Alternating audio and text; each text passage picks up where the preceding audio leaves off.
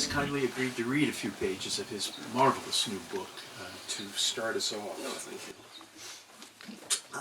Thank you. Great to be here. Can you all hear me okay? Yes. All right.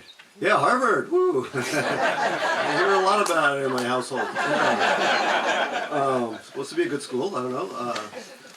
Ben and I sometimes teach at the Columbia, which is, the Harvard of the South or something. Actually, I remember at Oberlin there were these sweatshirts that said Oberlin, the Harvard of the Midwest, and it felt so sad. Oh, God. I said like Miami, Harvard on the beach. That's probably Miami University, yes. Harvard on the beach, great stuff. Okay, I'll read just a little bit. I'm also very happy to be in a house with a dachshund. I'm a big dachshund fan. I co-own, yeah. This is all for you, my friend. I love you. I own a part of a dachshund. My assistant has one, and I pay for some of his stuff. Mostly the ears and the snout, but not the back part, because that's where the problems originate. Yes, and I am a citizen of Dutchess County, so some of you might find this a little bit familiar, especially those who live in the greater Rhinebeck area. Metro Rhinebeck. Okay. The house on the hill was in a tizzy. I just stole that from Anna Karenina, right? Everything was topsy-turvy. Nothing's original here. It's all everything's a lie. Okay. The house on the hill was in a tizzy. Workmen's trucks streamed up the long gravel driveway. 2 sets of plumbers from both sides of the river had been summoned to de-winterize the 5 bungalows behind the main house, and they did not care for one another. A broken set of windows in one bungalow had to be replaced post-haste, and a family of field mice had chewed through the electrical cable powering another. The handyman, who did not live on the property, was so overwhelmed by the state of affairs, he retreated to the extensive covered porch to eat a cheese sandwich in long, deliberative bites. The mistress of the house, Masha, had lowered the shades in her first-floor office to escape the cacophony of modern tools and loud country cursing. At times, she would peek out to note the surfaces that would have to be wiped down after the workmen left. Natasha, who liked to go by Nat, her 8-year-old daughter, was upstairs, illuminated by a screen in the darkness of her room in a lonely public world of her own. The only happy member of the household was Alexander Borisovich Sinderovsky, known as Sasha to his friends. Happy, we should say with an asterisk. He was agitated as well as excited. A windstorm had brought down the heavy branches of 2 dead trees flanking the driveway, scattering the vast front lawn with their dead white rot. Sinderovsky liked to expound at length upon the entropic nature of his estate, the way all manners of growth was allowed to go its own way, sumacs elbowing out more well-heeled plants, ivy poisoning the perimeter, groundhogs bringing destruction upon the gardens. But the scatterings of dead tree limbs made the house on the hill look apocalyptic, the very thing Sinderovsky's guests were coming up to escape. The handyman claimed the bat back and was not handy enough to remove all the tree limbs on his own, and so the so-called tree guy had gone missing. Sinderovsky, in his athletic pants and wildly colored dressing gown, had tried to move one of these prehistoric branches himself, but the very first heave made him fear a hernia. "Oh, the hell with it," he said, and got into his car. A word about the car. Well, not so much about the car as the way in which it was driven. Sinderovsky had only learned to drive 3 years ago at the milestone age of 45, and only within the limits of a country setting. The highway on the other side of the river unsettled him. He was a fiercely awful driver. The half-empty local roads inspired him to gun the engine of his trendy but inflexible Swedish automobile, and he saw the yellow stripes bisecting the road as suggestions made for less experienced drivers, whoever that might be. Because he did not believe in road marks or certain aspects of relativity, the concept of a blind curve continued to elude him. His wife no longer allowed him to drive with their child on board. What was worse, he had somewhere picked up the phrase, tooling around. And now Sinderovsky raced to his errands mindful only of the speed traps set with boring predictability on the frayed edges of towns or the school zones where the fines could be doubled. First, he visited his butchers, 2 former catalog models from the city, who plied their trade out of a barn so red it verged on the patriotic. The 2 magnificent 25-year-olds, all teeth and coveralls, presented him with a wrapped parcel of sweetened Italian sausages, glistening hamburger patties, and his secret weapon, lamb steaks that clung to the bone, so fresh they could only have been rivaled by a restaurant Senderovsky admired in Rome's abattoir district. The very sight of meat for tomorrow's cookout inspired him a joy that a younger man could have called love, not because of the meat itself, but because of the conversations that would flow around it as it was marinated, grilled, and served, despite the growing restrictions on such closeness. By noon tomorrow, his best friends, the one who had been so hard to bring together during previous summers, would finally unite, brought together by the kernel of a growing tragedy, to be sure, but brought together nonetheless in his favorite place on earth, the house on the hill. Of course, someone else was coming too. Someone who was not a friend. Someone who made Senderovsky, already a drinker, drink still more. With that in mind, he sped to the liquor store in the richest village in his district, which occupied the premises of a former church. He bought 2 cases of Australian Riesling at the south transept, another of Rosé at the north, along with a 4th case of Beaujolais, wildly out of season, but a nostalgic wine for him and his high school friends, Vinud and Karen. Ed, as always, would be the hardest to accommodate. Deep in the sacristy, Senderovsky picked out an 18-year-old bottle of something beyond his means, 2 bottles each of cognac and rye, and to show his frivolous side, schnapps and a strange single malt from the Tyrol. The proprietor, a shaggy Anglo with a rosacean nose picking out from his loosely worn mask, looked very pleased as he rang up the very many purchases, his fingers clad in black disposable gloves. "Just got a call from the state," he said to Senderovsky. "They might shut me down any day now. It's not essential." Senderovsky sighed and bought an extra case of the Riesling and 2 bottles of an artisanal gin he had never heard of. He could picture his friend Ed pursing his lips around a glass and pronouncing it drinkable. When the final bill, adding up to just over 4 digits, meandered out of the machine in many long spurts, Senderovsky's hand could barely slalom through his signature. "It's a special occasion," he consoled himself. With his trunk now filled with bottles as well as meats, he gunned his car toward yet another village, this one 15 miles north, to do some more marketing, after which he was due to drop off the meat and pick up Ed from the train station. At the exit for the bridge crossing the river, he ran into a line of cars. Nothing irritated Senderovsky more than the local versions of a traffic jam. He brought a city impatience to the rural life. Around here it was considered impolite to honk, but Senderovsky honked. He rolled down his window, thrust out his long, bony face, and honked some more with the palm of his hand, the way he had seen men do in films. The car in front of him was not moving. It sat low to the ground, a rusted wheelbarrow jammed into its trunk, a national flag fluttering from the driver's window, and a partly peeled sticker on the bumper that read, "I stand by my prez."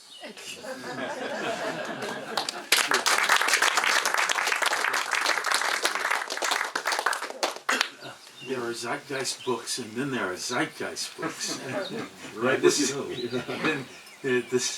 belongs in the latter category. All of it, all the action of the book takes place under the terrible aegis of COVID. And my first question to you is, how did you do this so quickly? How did you mobilize for this book, which takes place in 2020 and 2021 and came out in 2022? 2021. It came out in 2021. No, I'm as shocked as you. So COVID came, and we were. So I live 6 months in a day upstate. Figure that one out. Stuyvesant taught me math real good, and my accountant did the rest. But we had relocated. My kid goes to school in the city, and we had relocated full time up here. And I was actually a little failure. The name of my memoir is what my mom used to call me. Sounds better in Russian. But I was failing at a book that I was writing, a satire of academia, which was set in a future New York in which NYU had taken over the entire island of Manhattan. And actually put up walls and had its own security force, the violet helmets. And that book kind of, as this terrible crisis was starting, that book kind of seemed silly because, it seemed like yet another academic satire. How many more do we need? And I decided to stop writing it. But at the same time, I have written books set in dystopias before. Super Sad True Love Story was a dystopian book. Kind of all, even my autobiographical work, some of it set in the Soviet Union, is dystopian by nature. So it was the confluence, I think, of the awfulness of COVID, but also the awfulness of the leadership that was, in power at the time trying to address COVID, which reminded me very much of the Soviet Union, just incompetence on every level. Just that warms my heart as a writer. I'm like, oh, I know about that stuff. So that then writing this became kind of an imperative. And the other thing I began doing as COVID set in is I began rereading a lot of Chekhov, who is still my favorite Russian writer. And so I began to kind of fall into this Chekhovian mood. And a lot of Chekhov is kind of the same, I think, as best stories and plays. A bunch of 40 and 50 somethings get together in the country and have regrets, And I'm going to turn 50 in like 20 days or so. So having regrets that's what I got. And then I started to think of all my friends, my best friends who I grew up with, have known for decades, many of whom, like the characters in this book, are also from, like in Stuyvesant, we were all immigrants from different places. So kind of began to mash them all together into one, mega immigrant, sort of like making patties, So I had 3 or 4 characters, including Cinderovsky, who are different combinations of different immigrants, and then that was it. And then I kind of began to think in those Chekhovian, time moves slowly, and usually in my books things happen very fast. There's a lot of action, but because I was writing in the countryside, about the countryside during a pandemic when nobody could really hang out, it kind of took on those rhythms. So this is by far my slowest book. The critic William Empson defined pastoral as putting the complex into the simple.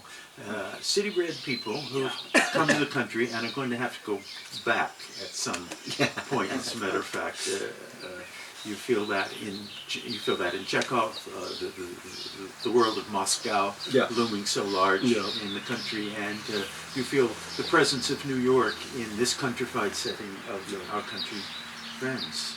Yeah, you do. I mean, there's several things that I was thinking of. One is that almost all the characters in this book grew up in Queens, myself included.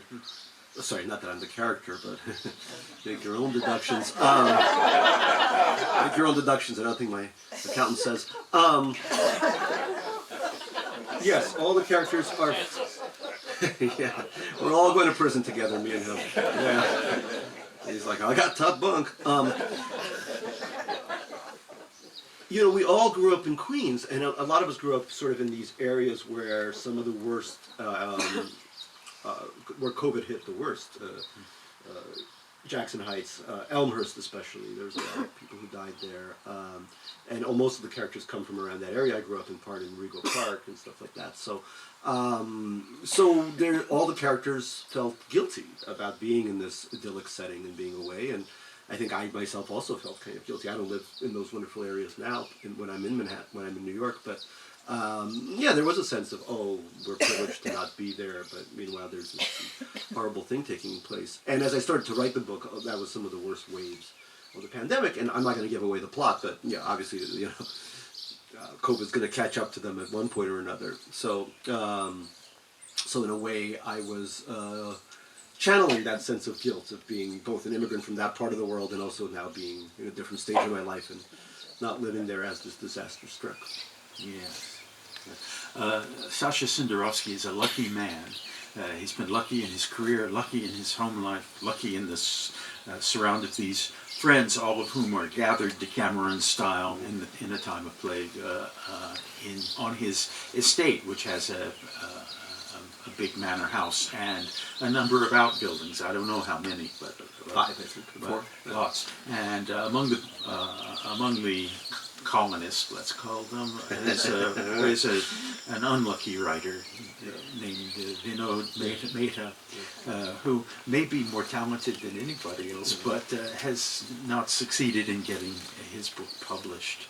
A figure of tremendous pathos. I find that in your work, as in John Cheever's, there's no there's no really hard-nosed satire of the kind you find in Yves Lenoir. Yeah. The satire breaks down into pathos and tenderness. You have a lot of tenderness for your characters. You're exceedingly lifelike characters. Yeah, I mean, I don't start from a position of...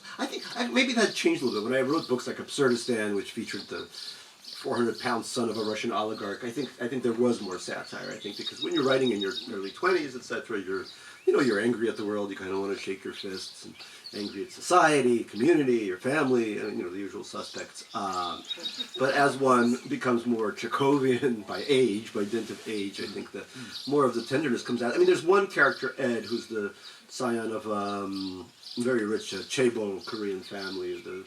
Some of the richest people think Samsung, LG, etc. And he is partly based on this very wealthy guy I knew back at Oberlin, and when I'm doing that, it's because of allergies, not because of a deadly disease. Yeah, it's all snorting away.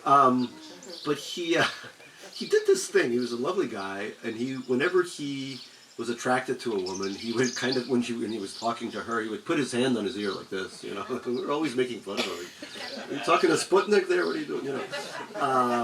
So in the book, he does something like that. The character Ed Park does that. Yes. And he's talking to a woman. But this time, I kind of go into Ed's mind, and he's thinking, "Oh God, I'm doing this again, not again." So the pathos part of it is that he recognizes that he's doing it, and we can't just laugh at him. We have to also acknowledge the fact that that there's a real person who's just very shy, criminally shy, and has to do this whenever he talks to anyone he likes.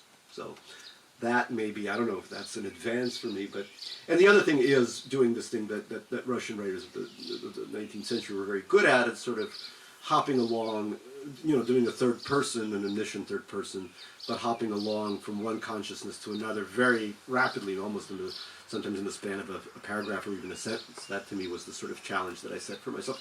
Whether I succeed or not is up to the reader, but I decided to try to do that as opposed to either the kind of the usual solipsistic first person that I like, or a very disengaged kind of making fun of things third person.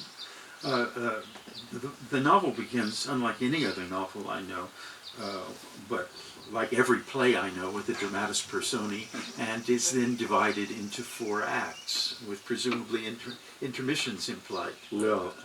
Yeah, intermissions, right? So that the reader can go off and refill her cognac glass. Yes.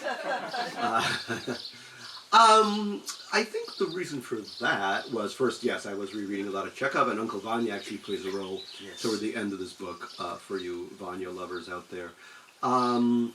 The other thing is that lately, and also another thing that plays a role in this is script writing.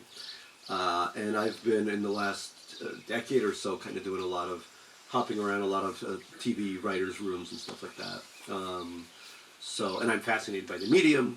TV is now hot. The medium, I think, for younger people, that's where they get their most narrative is from there. So I try to work in a lot of that stuff because I find it fascinating. Not to mention, as Sasha does, very remunerative.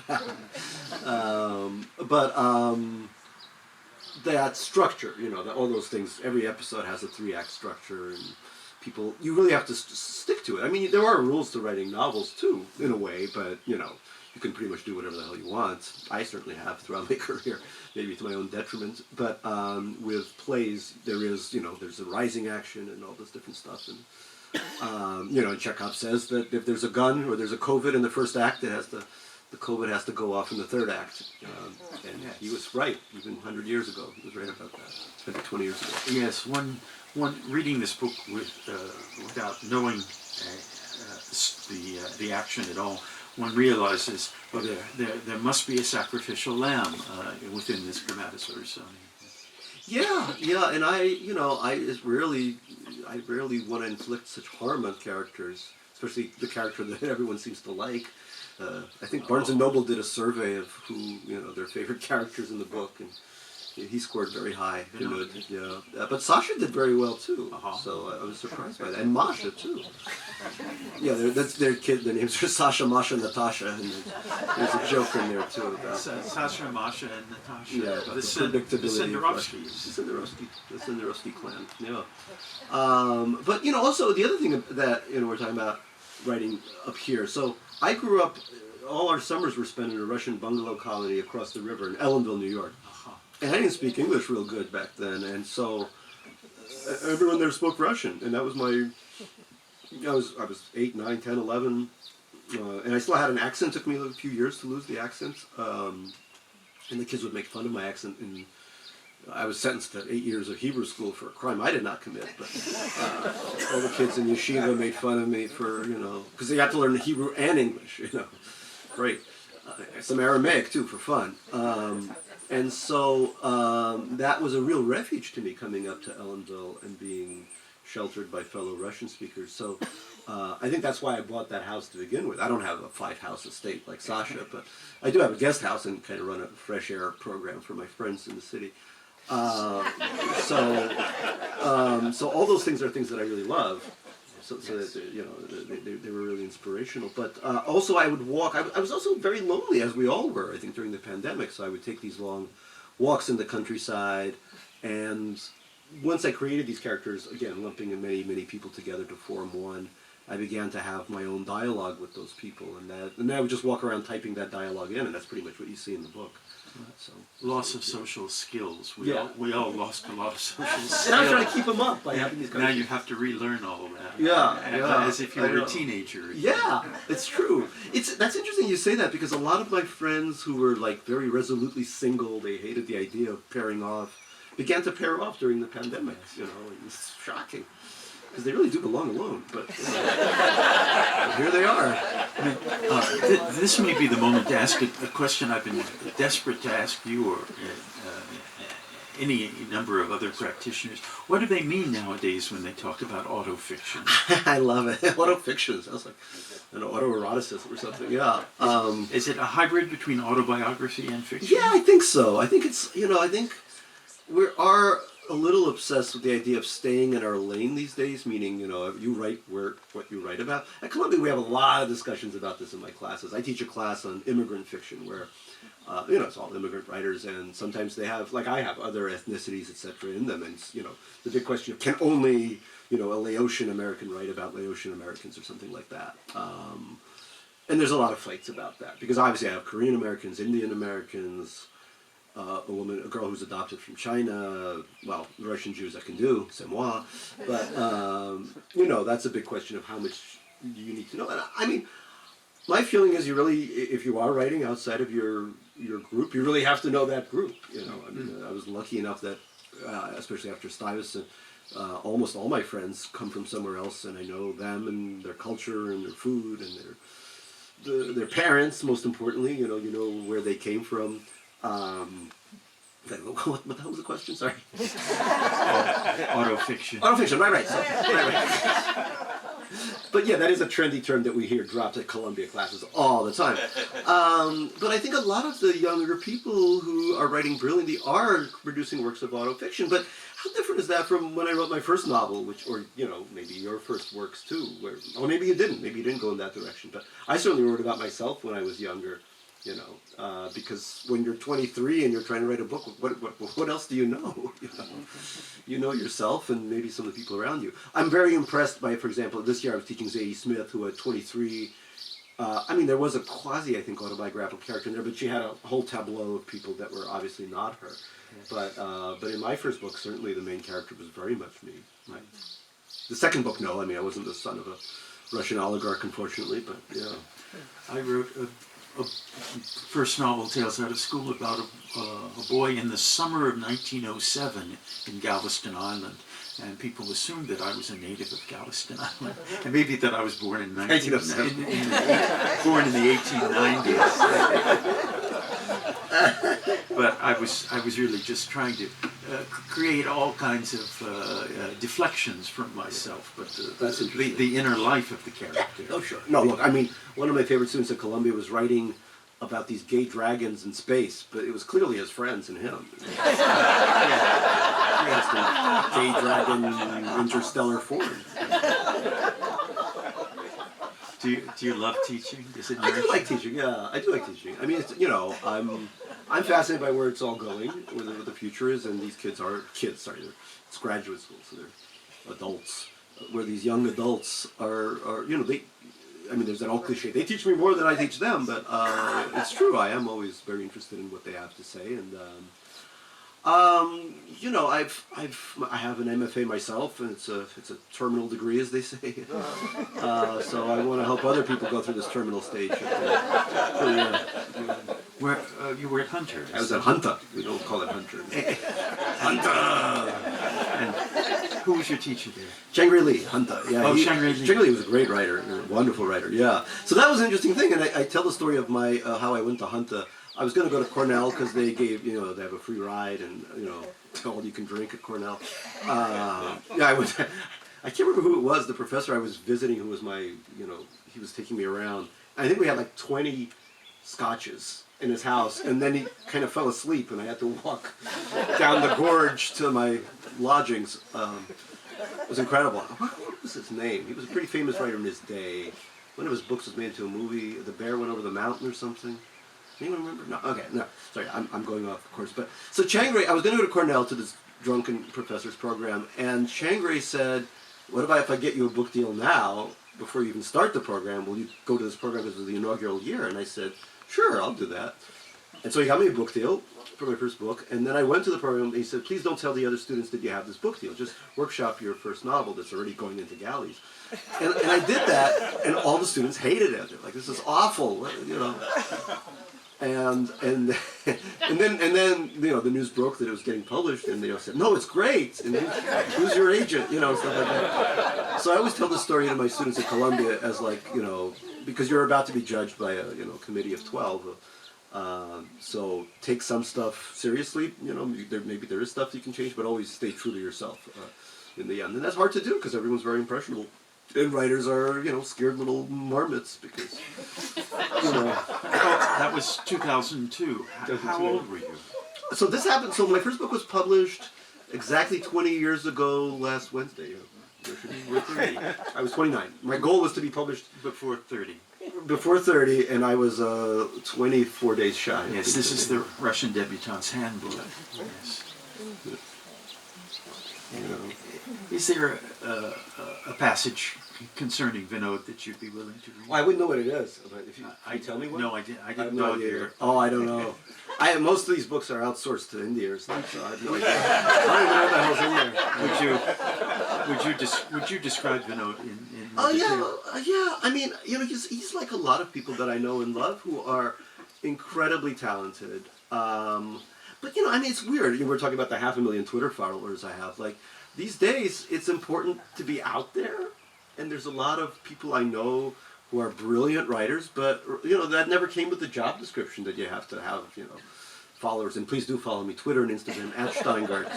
See, I'm doing it even now, right? But they just don't have Facebook too. But they don't have this instinct, you know. And I think it really, and Vinod is someone who didn't have that instinct and was very much, you know, he really wrote because he wanted to write. You know, the Soviet times, there were a lot of writers who knew that their work would never pass censorship, and I think Zhenya, you're from the Soviet Union, wasn't the word, instruction was stol, besides stol, to write into the desk? Yeah, because of the censorship. Because of the censorship, right, exactly. Yes. So, besides stol, to writing into the desk. Writing into the desk, meaning it would never go out to see the light, you know, and I think for some people that was considered the highest form of writing in a sense, because you didn't care what other people said. Like samizdat. Like samizdat in some ways, yeah, but even, you know, like a one-man samizdat. You know? One man samizdat. Yeah, but it's interesting because that also becomes a question I have with my students, which is, can you write just for yourself? You know, that's difficult too, because some of the most annoying writing I've ever read can be somebody just writing, you know, oh, I'm so brilliant, I'm just going to write this thing. Where we had George Saunders come by Columbia, and he was saying that his books began and his stories began to have resonance only when he began to imagine that there's a reader at the other side of the equation. You know, and so it's a difficult balance to strike between writing just to please a reader. I mean, I guess that's like very commercial fiction where, you know, a good thing happens at the end, everyone gets married and children, etc. And then writing literary fiction where, you know, everyone dies and everything sucks. But at the same time, there's a balance in terms of making sure that even if you're writing that, you want to think of a reader at the other end of it, which I do as well. Uh-huh. So, do you have an ideal reader? A flesh and blood I person? guess. I mean, having a first readership. I mean, I have 5 or 6 friends, many of whom are part of the friends in the book who are the first readers. My wife's a great reader. There's definitely a group of readers I think of, and they're all smart, not all necessarily writers, but very well read. This was exactly Philip Roth's method. He had about 6 or 8 first readers, and would then bring them in and turn on a tape recorder and have a conversation, and then he would take the notes from the tapes, and then he would erase the tapes. And then he would erase the tapes. Wow, that's a lot of control. Yeah, we were just talking about Philip Roth's control. Oh, yes, sir. Yes, sure. Going back to our country friends, could you say a few words without revealing plot regarding the famous actor? Oh, yeah. So there is some unnamed. Unnamed. Yeah, so as I was saying before, I have worked in TV for a long time, and I've met some of the preeminent actors of our time. Is there one in particular? Like with the other characters, there's a big mashup of some of the greats that I've worked with. But some of the dialogue is almost entirely taken from real life, including a long argument about subtext where I said, I teach a class on subtext at Columbia. It's like, I don't care about that. Yeah, I know about subtext. So yeah, there's definitely... I had the feeling that I was reading somebody who was 80% flesh and blood. Yeah, I would say that's true. But if you Google me and some of these people, you'll find the... Oh, I don't care about the... Oh, the actual actor. Okay. I was more interested in your process with it. Oh, absolutely. You do. I know. I'm sworn to silence by my lawyer. Random House's lawyer had a look at all this. They did. Yeah. They did. Yeah. So he's called the actor until the very end, and then there's a revelation of the name, but that's not the actual name of anyone in reality. But yes, that was fun. No, I do find, I know there are a lot of books, and Hollywood likes to do self-referential works about itself, but I do find it fascinating, that world of, because, unlike books where you're lying in bed, I work in bed and you're writing, there's actual money at stake in Hollywood, and there's, some of these series. I worked on Succession. I don't even know what the budget is, but it's a lot of money. Yeah, it's a crap load of money, and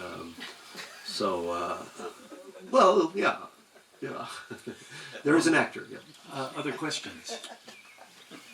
Yes. Yeah, I want to go back to the gay dragons in space. Sure. Yeah. We all do. I have a lot of friends and colleagues who are teaching literature, and they're finding that most of their students, they say, are more interested in fantasy and science fiction than the more self-referential kind of works that all these professors studied and wrote when they went to MFA programs. Yeah. Are you finding this also? I do. I mean, there are several strains, yes. So when I started teaching in Columbia in 2006 or so, the very idea that somebody would write genre fiction would be sort of out of bounds. I mean, you'd probably agree, right? Infra did. Yeah.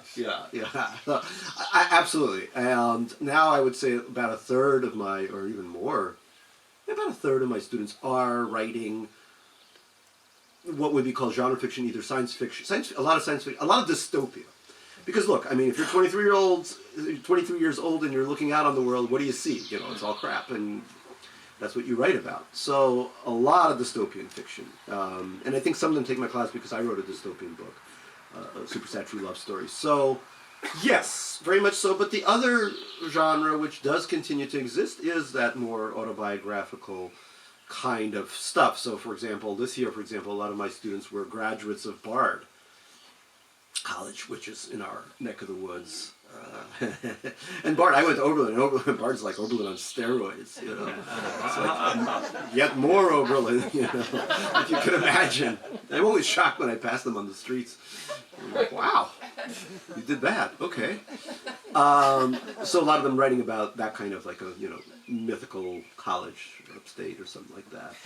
But that's always fertile ground. Look, the campus novel written by someone who's just graduated is full of energy and comedy and pathos and all the things we love. We should say there are also middle-aged students at Columbia, and they're some of the most interesting. They are fascinating. I love my middle going on late-age students. Yes, no, incredible. Because they do have, that's the one thing is I always love students who've had some life experience. And I always tell my MFA students who went straight from college, now's your chance to, if you're not moving to Berlin, now's your chance to get a job and see what that's like. Because one thing I really hate about fiction often is that people write as if people don't have jobs. You know, there's no, everyone just falls in love. It's like, you know, it's like the 19th century fiction where everyone just, you know. In Henry James, where they don't work. Nobody works. And I'm like, all right, I know some of our students may have trust funds. That's lovely. But there's fiction outside of that, you know. So I do encourage people to get a job. I was very happy that I did spend 6 years between MFA and Oberlin working crazy, like, you know, insane jobs. I was a janitor at a nuclear power plant where my Geiger counter kept going off and Were you I began to ever- lose hair. Yeah. Were you ever a short order cook? I was never a shorter cook, which is Vinod's job. No. Vinod's job. Vinod's job. No, I suck at cooking. I don't know how to boil an egg to save my life. But you are. boy, can I janitor. Yeah. But you are a great and erotic depictor of food and the pleasures. I love eating. I love eating. And now, you know, being upstate has been really good because we're getting some insanely good restaurants. Kingston, folks, which used to be awful, is now incredible. All these chefs fled Manhattan and Brooklyn, especially Brooklyn. And when I was renewing my license up there during the pandemic, this woman came out with like a bullhorn and was like, "If you're from Brooklyn, go home. You know, I'm going to service you." Do you know? Jerks. Do you know Les Beaux in Millbrook? Or? No, I don't know the It's It's good? Yeah. Yeah. I don't get out Les to Beaux. Millbrook much because it's a little far from my... Le Beau. Ooh. Superb. Yum, yum, yum. Okay. They all, yes, I'm seeing a lot of asseveration. Yeah. Other questions? The concerns. My favorite restaurant in Rhinebeck. So, yeah. So, BIA just opened. Have you heard about BIA, I think? Yep. You heard, yeah, it's Irish, but I'm going to Ireland tomorrow, I think. It's Irish adjacent. I love Ireland. One of the places I'm thinking of fleeing once a certain person may win office again. But Bia is like, it takes it to a new level. I know it uses certain Irish ingredients, but it's like, it's as good as anything. It's better than anything I've eaten in Dublin. And, you know, there's some good restaurants in Dublin these days. So Bia is great. I mean, I love Ciabatta in Tivoli for Italian food. I recommend that highly. But Market Street's good in a pinch. Has a little bit of that Hampton-y flavor, but that's fine, you know. Yeah, I'm doing restaurant recommendations now. Hudson is good. Food in Hudson. What do you think of cinnamon? Cinnamon is fine. I took a character. It's great. Yeah. No, I love cinnamon. It's really great. But I took one of the characters who inspired Vinod there, and who's Indian, and he said, "I love it, but I want it spicier." So that's what I only call out to cinnamon is please. Ask for it spicier. You could. He asked for it really spicy, and it wasn't spicy enough. Yeah, he said if you're not crying, they're not doing it right. A question here. Yeah. I was wondering if the incident where Sasha buries Vinod's manuscript in the woodchuck hole was drawn somehow from life. It was slightly drawn from life, yeah. So, I mean, it gives you a little bit away. In the plot, Sasha does this horrible thing and he buries Vinod's. It's okay, no, it's all right. But that stemmed from a really funny incident that happened to me. I was the Vinod in this equation. As much as I want to be the dastardly villain, I had a friend of mine, I think he was really trying to help me, but I think the book that did the best, actually this book's doing all right, but Super Sad, True Love Story was a big hit for me, especially among younger audiences who were, you know, into technology. But I gave it to a good friend of mine, an author of some repute, and I said, you know, just take a look at it. As I said, you know, part of the process, I gave it to 6 or 7 people. And he was a big fan of my previous book before that, Absurdistan, and gave some very good advice about that. And then I met with him, and he said, "Oh, buddy," he always calls me buddy. He said, "Buddy, if you publish this book, your career will be destroyed." Hardly. And I was just heartbroken. I wanted advice from him. I thought, you know.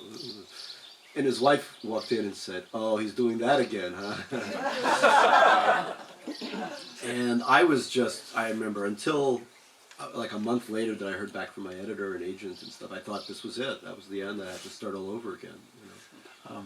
So he was in a metaphorical way burying my book in a woodchuck hole. You know? Yes. I'm just wondering, the book that you haven't written yet, Why did you choose NYU over Columbia?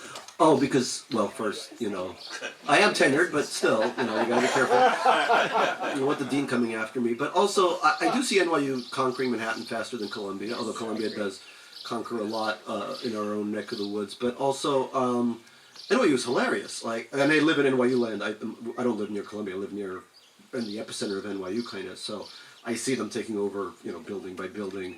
The students are always, throwing up on my stoop, stuff like that. Lovely people. But also, a lot of my friends work in all these different. So writers are often now working in all these campuses around the world. So in this book, NYU didn't just take over Manhattan. There was NYU Ulaanbaatar, and NYU Akron. Literally, just everything was NYU. And every college student in the world went to NYU. So, and I don't know what I have against NYU, but something obviously. Purple, that color is everywhere. Jesus. Good God.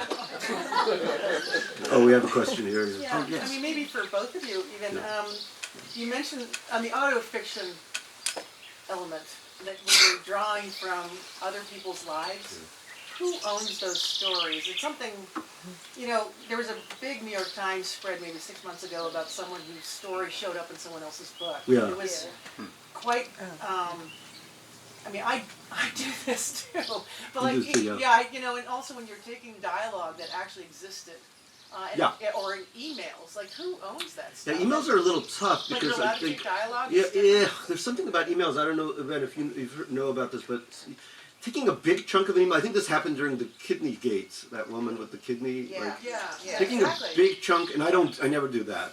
I'm very careful about emails, and then you limit it to a line or something. There's something you can get away with, and then you change everything around. I don't know, Ben, what's your experience? Well, it doesn't fall under fair use, like Right. quoting from published materials, Right. and the right of reproduction rests with the author. It's the same as with a physical letter. Right. But you can take dialogue that you've taped? That's okay? Taped? I don't know about taped either. Well, you mentioned something earlier about, Phil Ross. it was Phil Roth, where he was...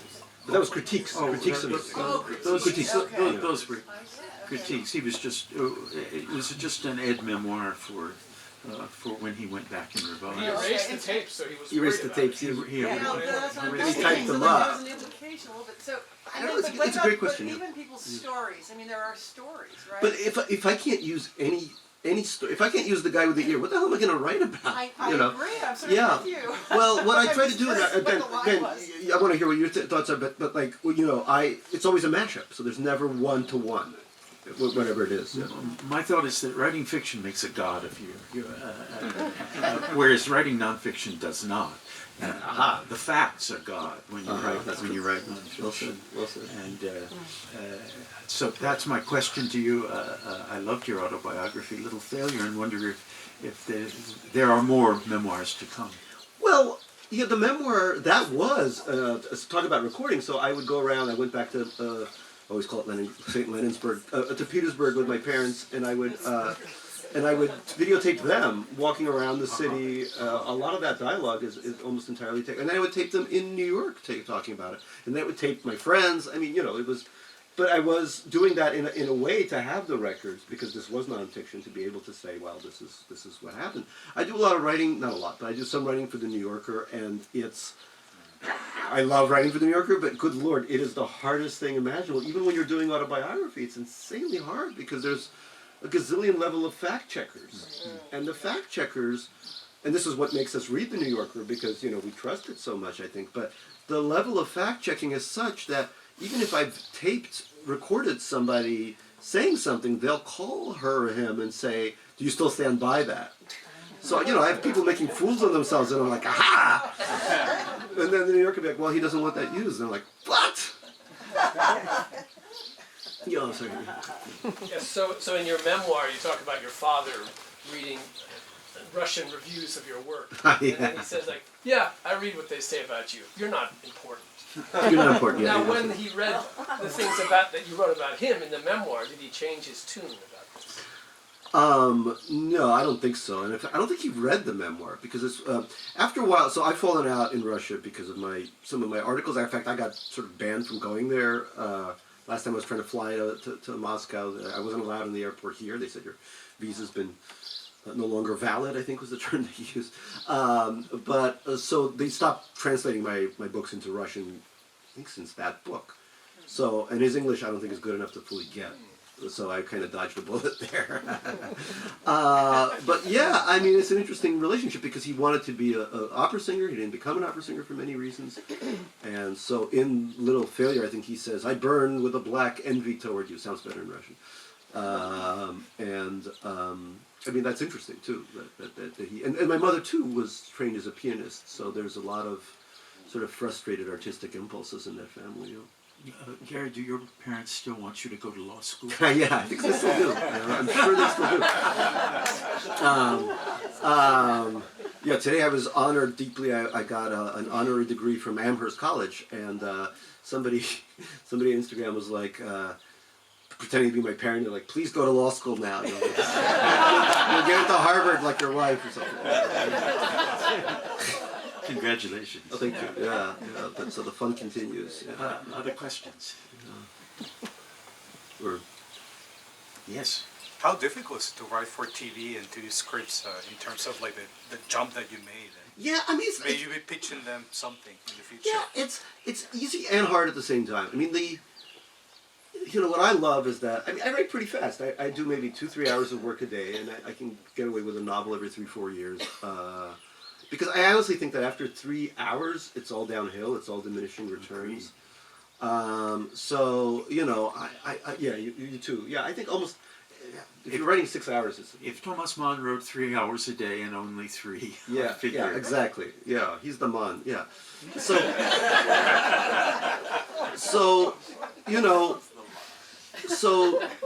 but TV works in a different way, and it depends what room you're in.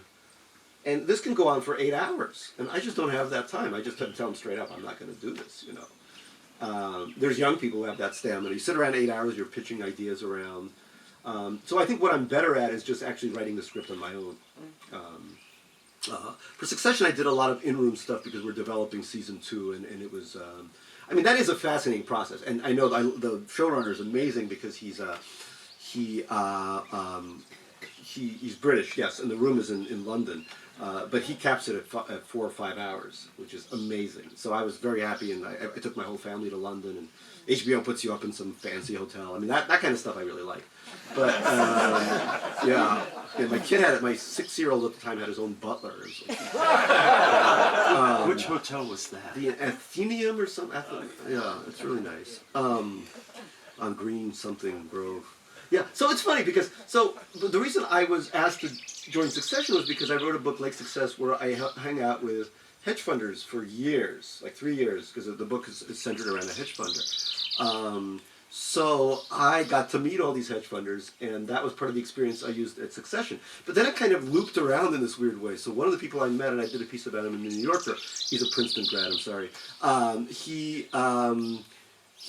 I missed some flight to Maui, and he flew me down in his jet to Uruguay. And then we were all given everyone had their own helicopter to fly around in. And as we were flying around, we had, in kind of Succession helicopter formation, they started playing the Succession theme song.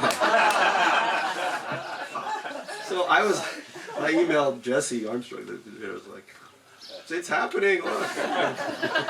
That'll work. Other questions? Yeah. Yes. Has fatherhood changed how you write?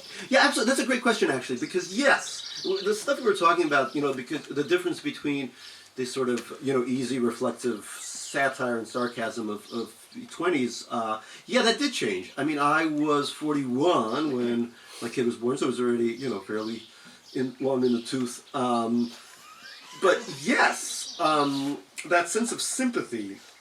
And I wrote about, there's a character obviously in this book, and not really, I mean, I have a son as opposed to a daughter, but, he is sort of one of these very kind of, precocious, goes to one of those schools for nerdy kids, loves math and stuff, and that was kind of, he's not into BTS like the character in this. I'm trying to work on that, but the character's obsessed with this Korean pop band. But yeah, absolutely. There's a lot to draw from. Just even, and especially that feeling of I was talking about the guilt that I felt as an immigrant from Queens, talking about all these immigrants from Queens in the book who had their ancestry in Elmhurst, whatever. But now this is a different kind of guilt, the guilt of having given birth to a kid who now has to live in the world that we're bequeathing to them, that my generation's partly responsible for. That feeling, and one character calls them Generation L as in last. I don't want to be that pessimistic, but having a kid it makes me feel sad. So There was one more question. Yes. Yeah, never mind writing for TV. Have you ever thought of appearing on Yeah, your own yeah. show? You just tell these Yeah, stories, yeah. travel to Uruguay and stuff So yes, in a sense, yes. I'm starting to write a one person. I don't know what the term is anymore. One person show that is actually, and I don't know if I can pull this off. I'm trying to pull this off because I do love writing this kind of stuff, and I'm performative, as they say, which is based on an article in the New Yorker about a certain medical procedure that went wrong for me. Some of you are gasping. Yeah, it's always men who are like, oh, and women who are like, yeah, that happens. So I'm working on that. I'm constantly being asked to, the New York Times video section is asking me to do something for them where I play a part. I do love that stuff, and I have been in some indie films. There's a film called The Experimenter about the Milgram experiments. Stanley Milgram. Stanley Milgram, yeah. And I play an obnoxious faculty, the head of the psychology department at Yale. So we've been in some faculty meetings, so I mashed together a bunch of characters. But it was fun because I had to fake smoke throughout the whole thing because it was set in the 60s or 70s. It's interesting that interest in that Stanley Milgram experiment just goes on and on. People continue to talk about it. Can you say what it was? So they had people sitting across from each other, and one person was asked to administer electric shocks and things like that to another person. They were seeing how far one would go, and the answer was very far, incredibly far. Very, I think, helpful to understand the world we live in today. So, yeah. The Experimenter, Winona Ryder's in there, Alex Skarsgård, some really great stars, and a very small role from Moi. Many people were willing to go the limit to increase more and more painful shocks and hear the supposed screams from the other side. But there were a few people who said, "To hell with you," and walked out. Yeah. And, which one? They are the hope of the world. They are the hope of the world, but there's only, in America there's only 34% of them. That's right. No, less than that. The non-killing types. Did you hear the thunder? Speaking of That was the thunder. Oh yeah. That's some thunder. Literary thunder. That's the god of fiction. Being like, go home. The god of auto fiction. What a sad god that is. World's saddest deity. Thank you all. Thank you so much for coming.